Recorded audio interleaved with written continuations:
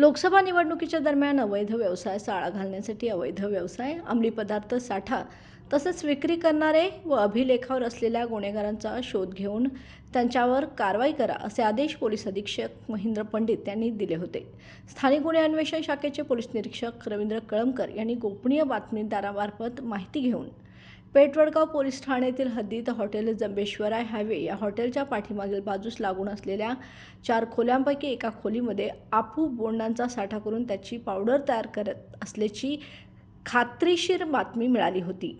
स्थानिक गुन्हे अन्वेषण पथकाने मंगळवारी सायंकाळी या ठिकाणी छापा टाकला असता मनीष मोहनराम मोहन चोकलू चव्हाण, अमीर सय्यद जमादार यांच्या ताब्यातून 40 किलो 4 ग्रॅम वजनाचा अफू, 1 किलो 195 ग्रॅम वजनाची बारीक पावडर, 1 किलो गांजा असा एकूण 5,21,400 रुपयांचा मुद्देमाल जप्त करण्यात आला आहे। मिळून आलेल्या मुद्देमालासह रीतसर कायदेशीर प्रक्रिया करून तिघांना ताब्यात घेऊन त्यांच्याविरुद्ध पेठवडगाव पोलिसात गुन्हा दाखल करण्यात आला आहे। सदरची कामगिरी पोलीस अधीक्षक महेंद्र पंडित, अपर पोलीस अधीक्षक निकेश खोटमोडे पाटील, जयश्री देसाई यांच्या मार्गदर्शनाखाली स्थानिक गुन्हे अन्वेषण शाखेचे पोलीस निरीक्षक रवींद्र कळमकर, सहाय्यक पोलीस निरीक्षक सागर वाघ, सहाय्यक फौजदार Vijay Gurkhe, police head constable Vilas Kirodkar, Namdev Yadav, Sachin Desai, Mahesh Kavadi, Amit Sergey,